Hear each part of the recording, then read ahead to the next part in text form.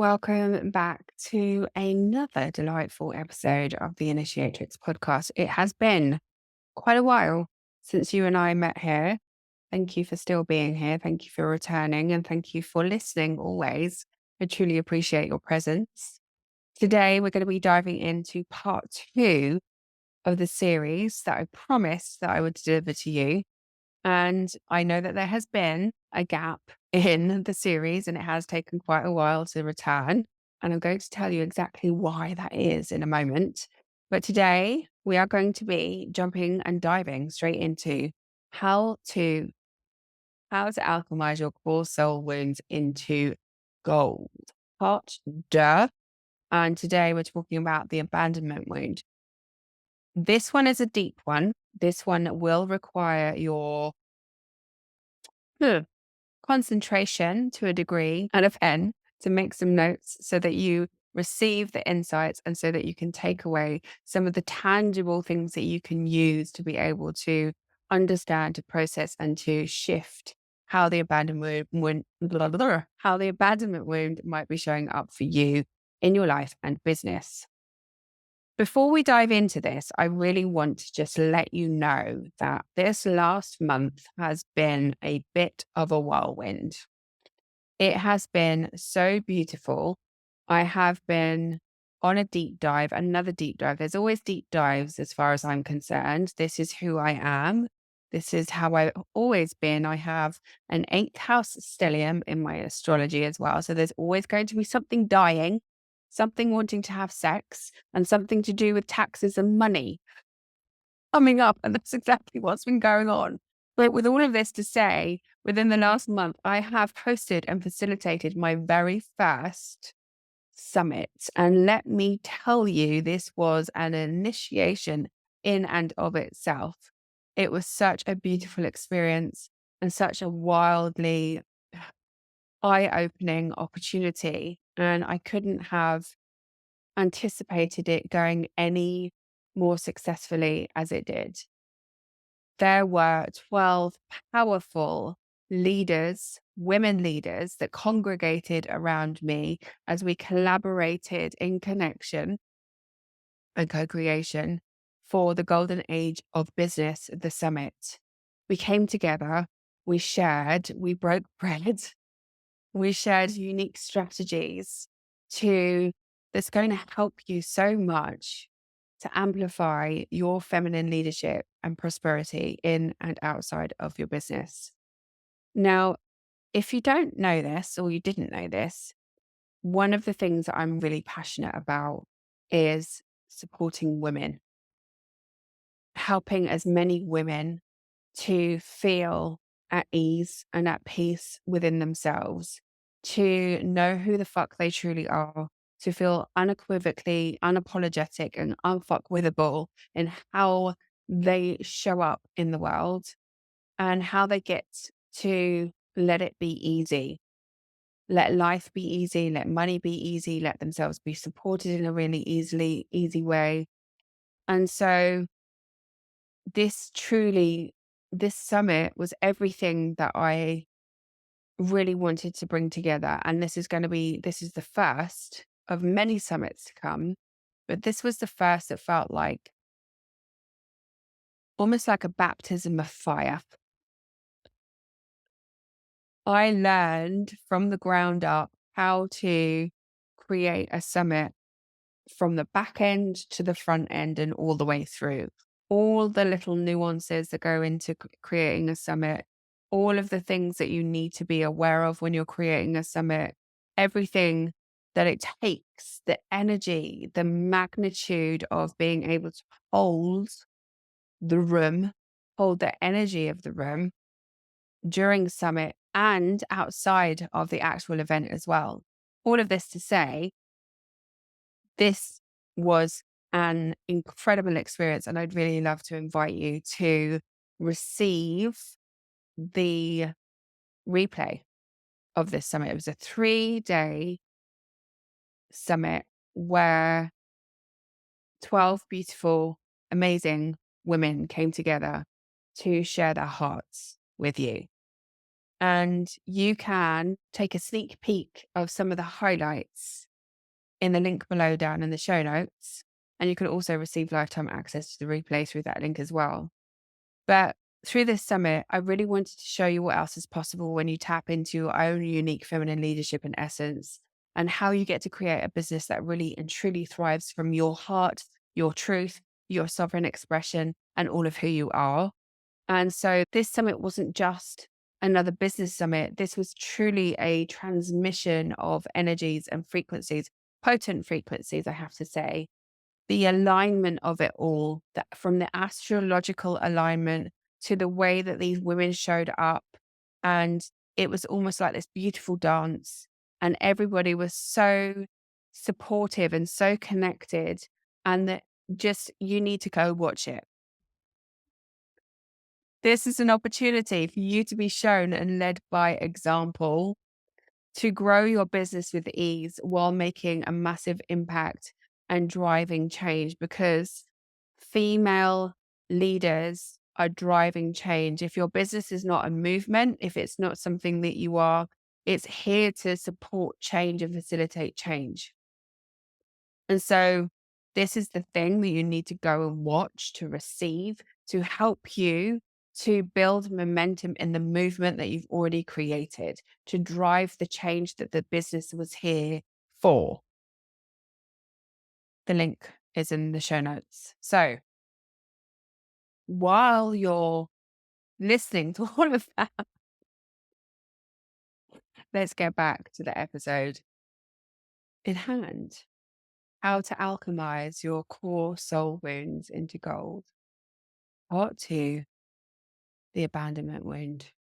And perhaps you felt a little abandoned by me over these past few weeks, where I took a hiatus to go and do what needed to be done, like launching a summit, hosting a summit, moving through the world, alchemizing my own core soul wounds. Perhaps there was something within you that came up and almost made you feel a little abandoned by the fact that I wasn't here to share my words of wisdom and my medicine with you. I don't know. I'm just saying this because it's coming through to be shown and to be shared with you. The abandonment wound. This is such a biggie because it's almost like it's a double-edged sword, and there are two sides to this. There's always multiple sides to lots of things, but the way that I see this showing up in our business, it's twofold. The abandonment wound can significantly affect your relationship with yourself, with money, and it's often tied to feelings of lack, insecurity, and fear of loss. It can be viewed as almost as if there is a part of you that's afraid that something or someone is going to leave you. So it creates a subconscious cycle of grasping or avoidance when it comes to your business, your bank account, and more often than not, your body. This abandonment wound, like all other soul wounds, this one is it's quite insidious, and it can show up in so many different ways. And just when you think that you have managed to quote unquote conquer it, or at least have a grasp on it, it shapeshifts. And I'm speaking from personal experience and also from working with dozens of clients who have navigated their own abandonment wounds in and outside of their business. So the abandonment wound can really significantly influence your behavior, your thoughts, your feelings, your actions, and the decisions that you make in your business. They're often leading to patterns driven by fear of rejection, fear of isolation, fear of being left behind, fear of abandonment, obviously. And this wound really stems from early experiences where you have felt, knowingly or unknowingly, emotionally or physically abandoned. And it also can shape the way in which you interact in relationship with clients, with partners, with your business, with money, with your body, all of the things. And so I have a theory on what abandonment is and how the abandonment wound can show up. And I'm going to share that theory with you. This isn't necessarily something that I have seen written down or I have researched particularly well. It is something that I have intuited through my own experience and through my connection with the divine as well. And the way that I see the abandonment wound is this constant seeking for approval, seeking for unconditional love and never receiving it.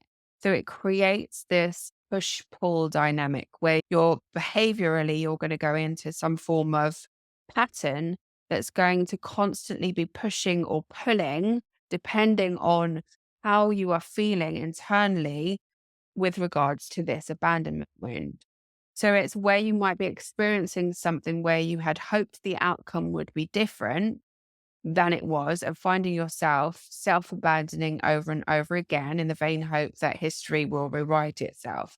So this is what I'm saying to you about this double-edged sword and how it's like twofold. The abandonment wound often shows up as self-abandonment. It often shows up as self-abandonment because it's actually reflecting when you self-abandon, and I'm going to share with you how you self-abandon and how it's going to show up in your business and relationships. But when you self-abandon, it's usually a reflection of where you have yourself been abandoned and where you are looking to have that need met.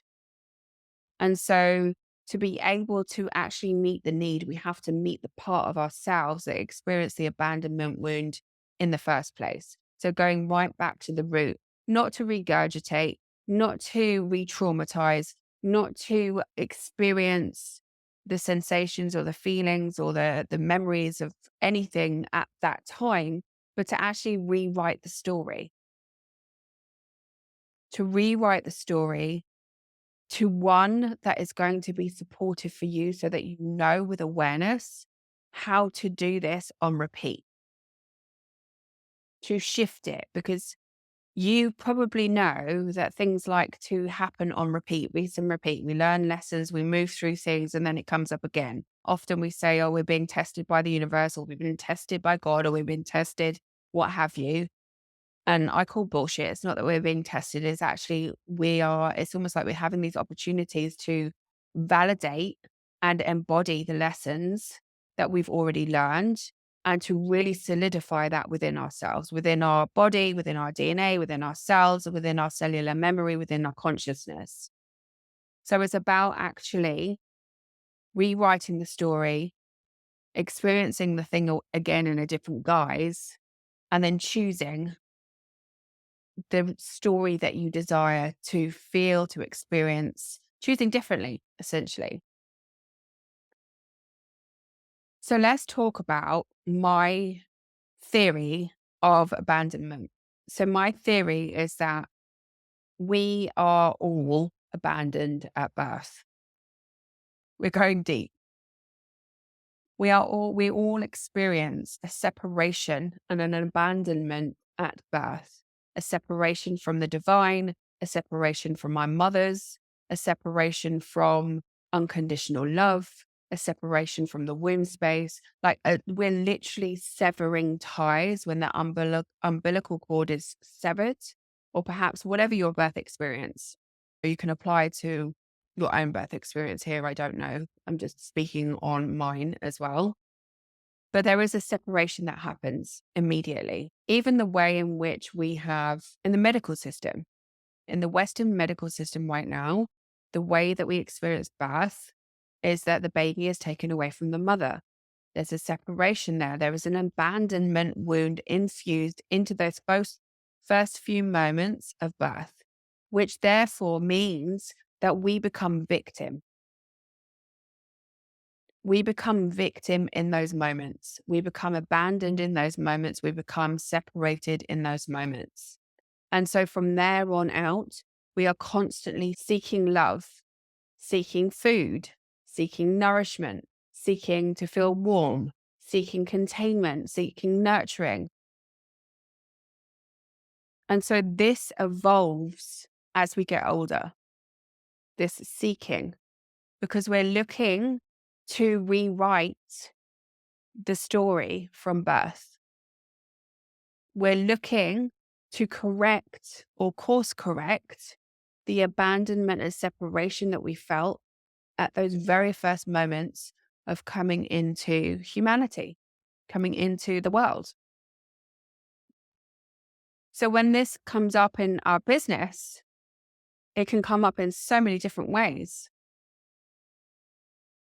We are seeking a love, a pure love that we felt, because everything before birth, when we're in utero, when we're in the womb space, everything is a felt sense.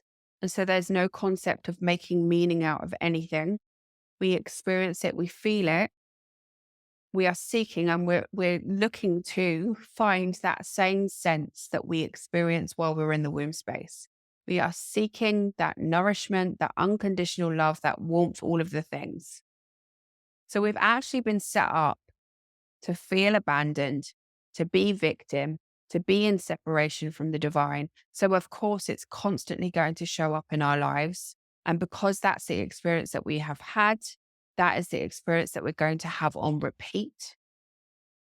The subconscious, the unconscious is constantly going to be playing out like cycles and loops of the same until we bring awareness to it,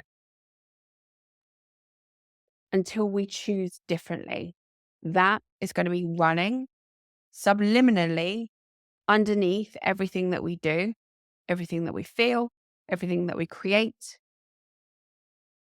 in our relationships, in our businesses, in our relationship with our body. We're constantly going to be looking for fulfillment and seeking love. I know that this is quite heavy, but I wanted to give you as much information that I've been receiving because, again, this is something that I've experienced for myself. It is what I have also worked with clients, and it can show up in so many different stealthy ways in and outside of your business. So let's start there and let me show you and give you some examples of how this could be showing up in your business and what you get to do to transcend it and alchemize it into gold. This abandonment wound can show up in your business as fear of losing clients, fear of losing people, partners, letting people down.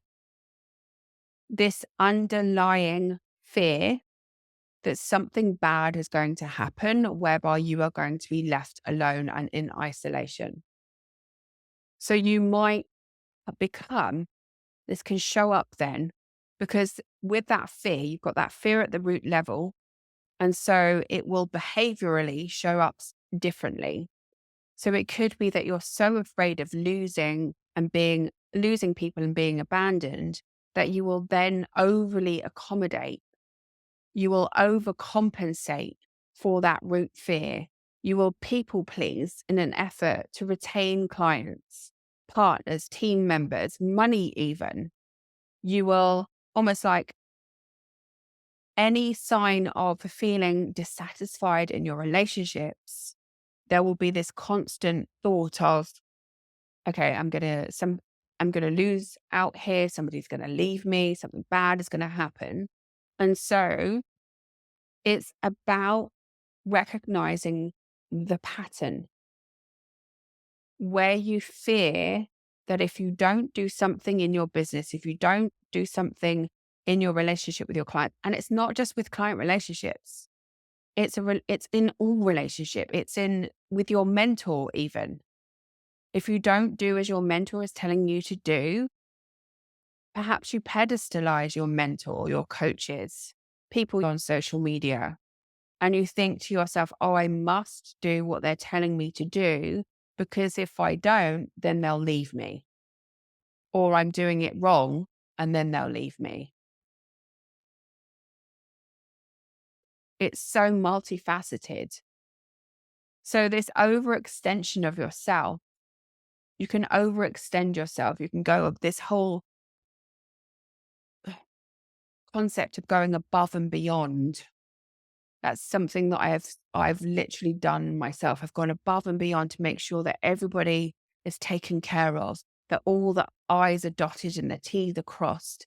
And it goes to the extent of utter perfectionism. If it's not done, it's almost like you're actually strangulating the energy around it when you're trying to go above and beyond. You're actually moving from a space of fear and scarcity rather than leaning back and knowing that whatever is going to leave is going to be replaced. And not more often than not, when things leave, it's creating space and a vacuum for more to fill it. So it's something better is going to come along. But this overextending of yourself is really to avoid the fear of being left alone.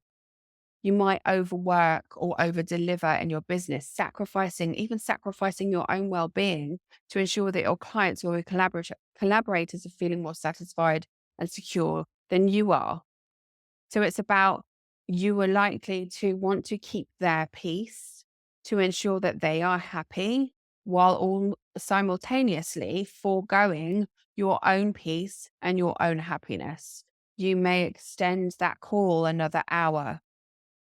You may, and then justify to yourself that, oh, you did such a good job of extending that call for another hour. You went above and beyond because you are so good at what you do and you love to take care of your clients and make sure that they feel taken care of.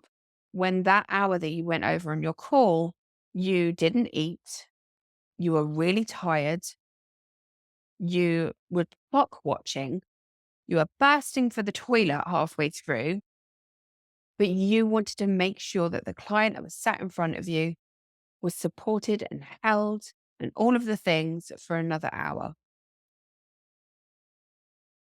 Even though you had stuff going on for yourself.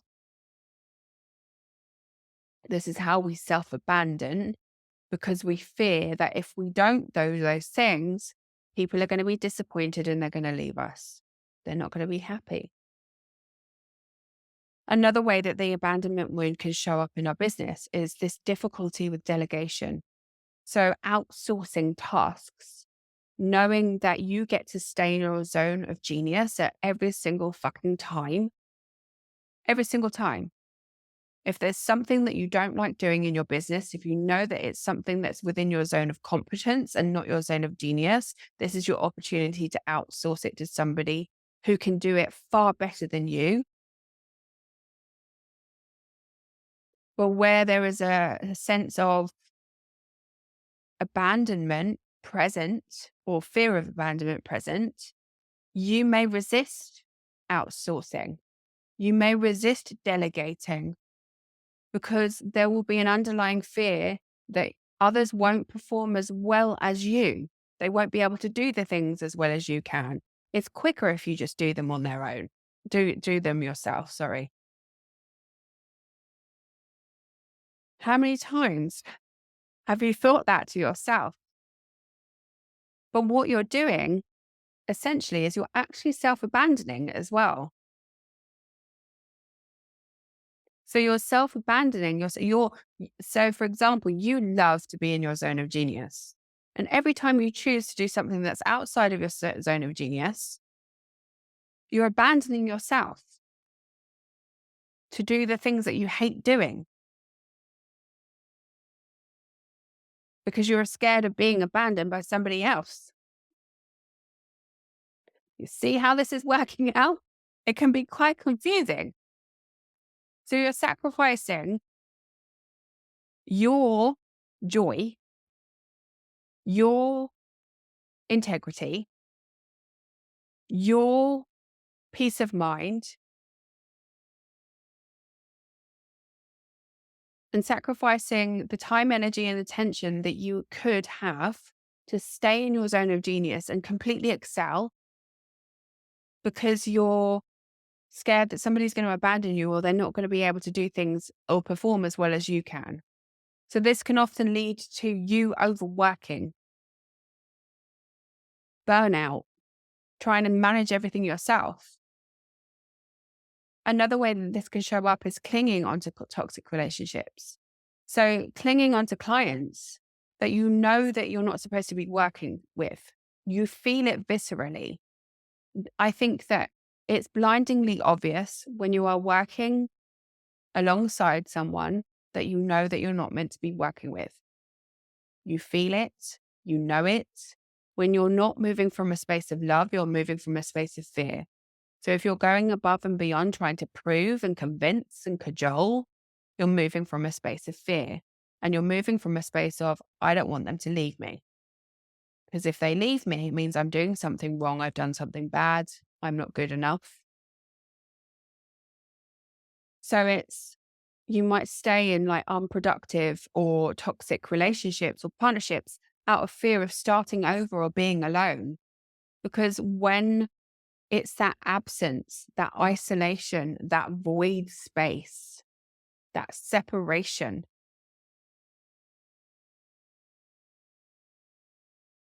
that can create this discomfort. If they leave, who's going to replace them? If they leave, I'm on my own. See how this circles back to the birth experience as well and separation from the divine? If they leave, who am I? Because we learn more about ourselves when we're in relationship. And so we always choose relationship that feels comfortable and familiar. So letting something go that feels comfortable and familiar, despite knowing that it's not necessarily the healthiest relationship for you, still talking about clients, still talking about coaches, perhaps partners too, team members.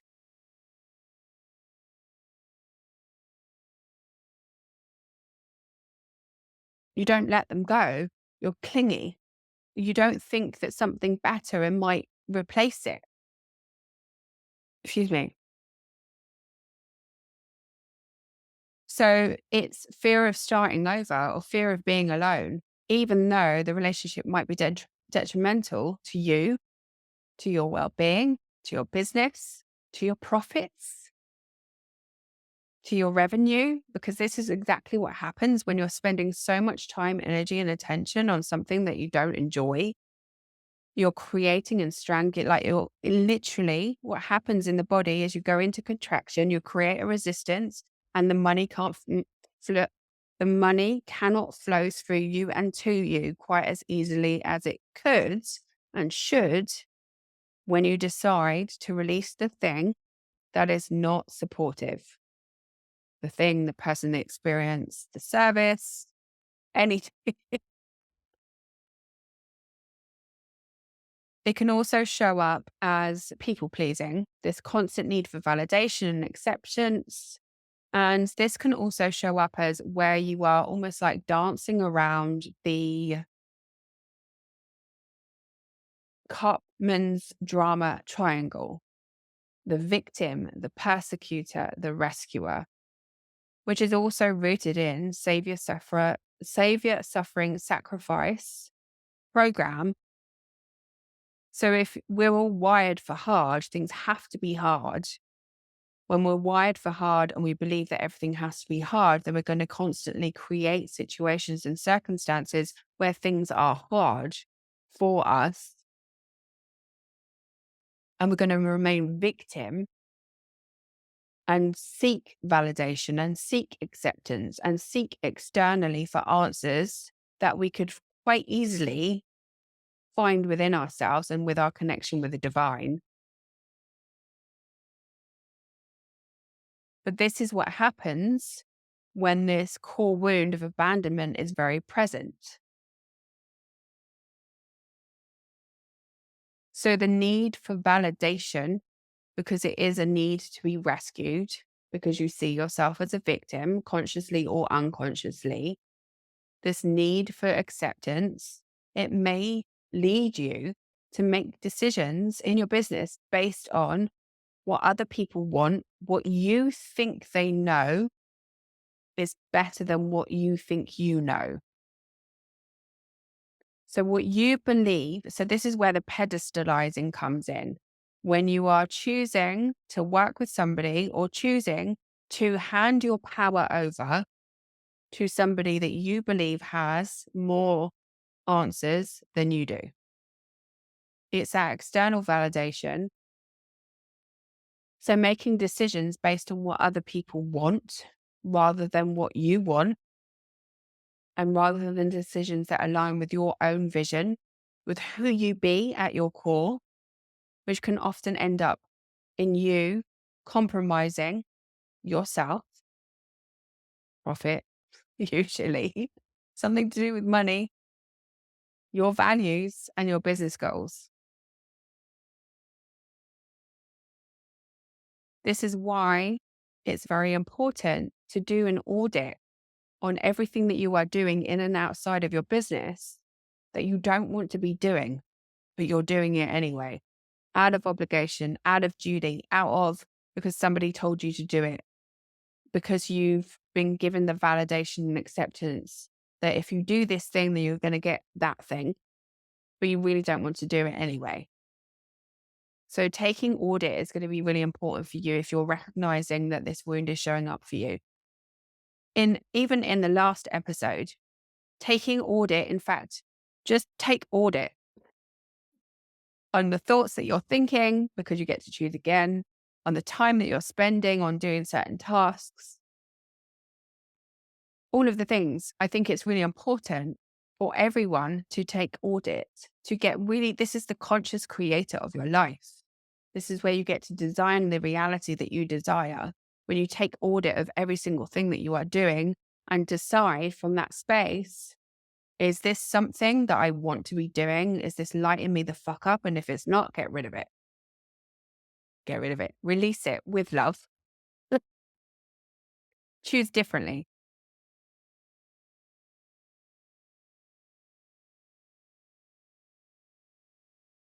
The abandonment wound can show up as a fear of independence. Interestingly, this is the push-pull, because there is a fear of independence, but then there can be, on the flip side, conversely, there can be this desire or need to be ultra dependent. Ultra independent and a fear of independence. So ultra independent, whereby you're not going to let anyone in to help you because you're afraid they're going to leave you. Or conversely, hesitating to fully embrace your autonomy and your independence to make bold decisions because of a fear that doing so will lead to isolation.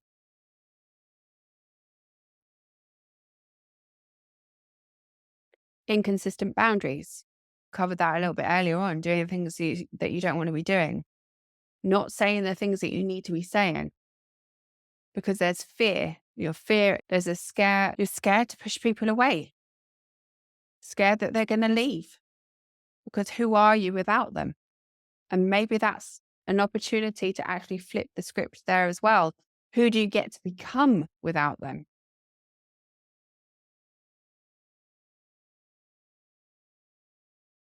Self-sabotaging. The fear of change, the fear of growth can lead to self-sabotage when you're transitioning in your business, new business models, scaling efforts, expanding your reach, getting even more visible, worrying that success might lead to increased scrutiny or abandonment.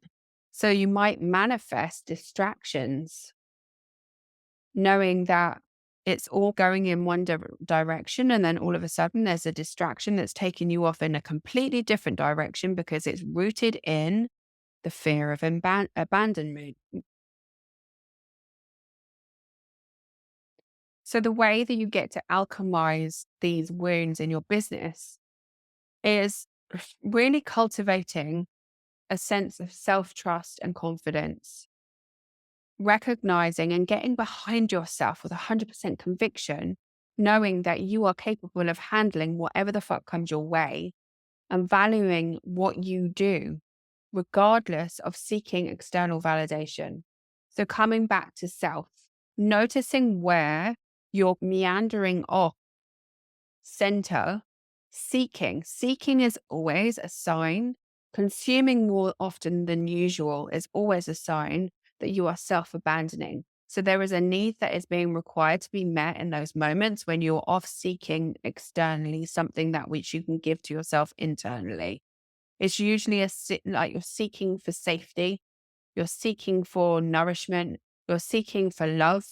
And this is what happens. You're seeking outside of yourself and consuming more. So you're not actually in creation mode in those moments either. You're moving from a space of fear and you're self-abandoning in that moment. When you seek outside of yourself for the thing that you can give to yourself from within, you are self-abandoning. And it's a reflection of where you have been abandoned previously.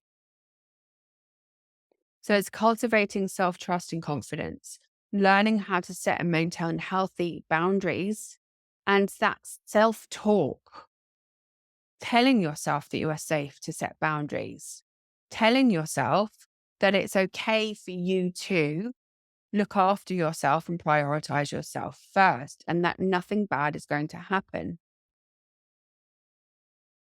Learning to outsource, because it's about building that trust muscle as well. When you're delegating the things that you don't want to be doing out, you have to learn. You learn in relationship. You transcend this wounding in relationship. You can do it quickly or you can do it incrementally and slowly, but you have to do it at your own pace and what feels comfortable for you. And also, this is a very stealthy way that this can show up, the abandonment wound. So just when you think that you have overcome it, there's going to be other ways to show you that you haven't. So it's about releasing attachment to specific outcomes and knowing that life is all about life and death. It's about the seasons. It's about change. It's about releasing things and letting things go and creating space and creating that fertile void to allow new things to flourish and grow. It's about movement and transition and evolution.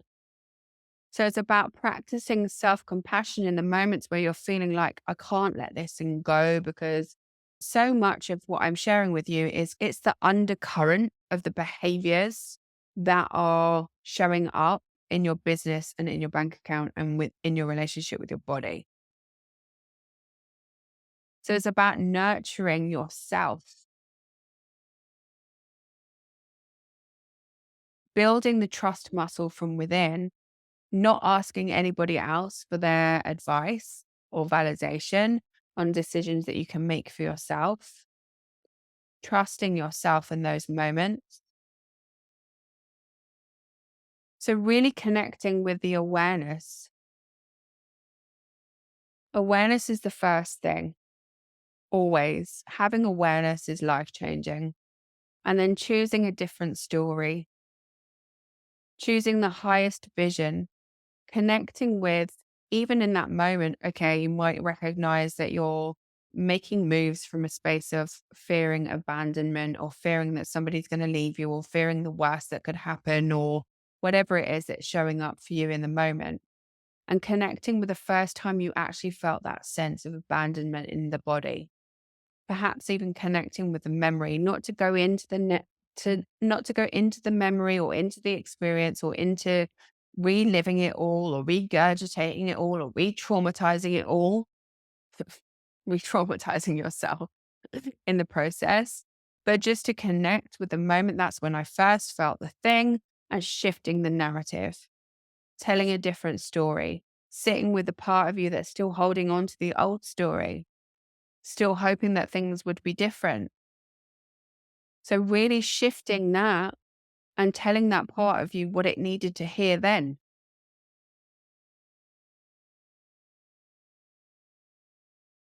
Connecting with the divine, the conversations that you want to be having with the people that you felt had abandoned you, you get to have them with yourself. You get to show up for yourself.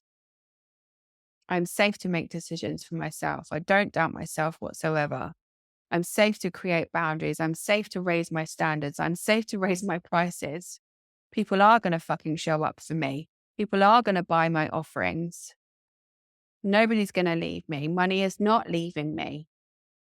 This is another thing. So from my own experience of the abandonment wound, I used to invest a lot of money into experiences and into my business. And I was fooling myself. This is where the ego comes into play.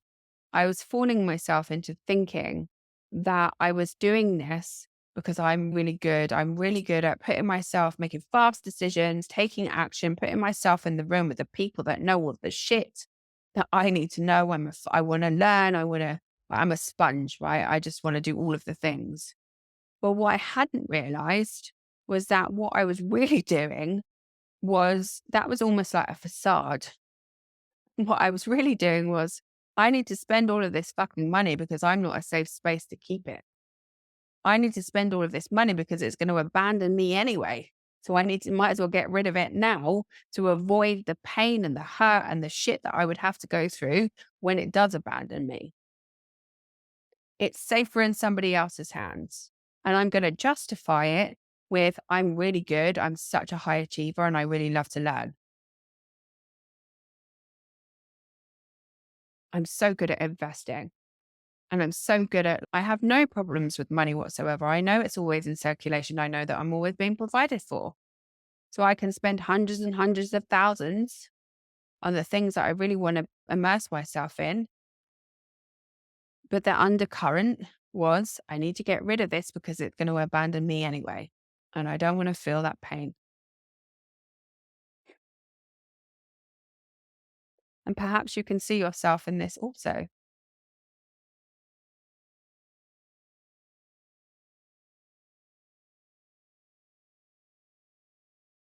With all of this to say, I'm going to pause here for this week's episode. And if you are liking what you are hearing, and if this is helping you, I'd really love for you to let me know. You can leave a 5-star rating or reviewing on the podcast platforms that you are listening from. You can message me on social media to let me know how you're receiving this information. And you can also join to come a little bit closer into my world. I am hosting a 3-day Golden Leadership Initiation that starts on the 11th of November on the 11/11 portal. And what I'm going to be teaching inside of this initiation is something that came through and channeled through me in 2021 that I infuse into every single piece of the work that I do with clients. And it's what helps them to explode their businesses left and right at will and on demand. And they will serve you regardless of what level of income you are at in your business. So I invite you to join me for the 3-day Golden Leadership Initiation starting the 11th of November. And you can join me by signing up in the link down below in the show notes. Thank you for listening. I will see you next week. If today's episode resonated and landed with you, if you noticed a spark of curiosity being ignited, and you would love to step a little closer into my world, I invite you to join myself and other amazing luminaries inside the Initiatrix private community. You can do this by joining the inner circle. I can't wait to see you inside.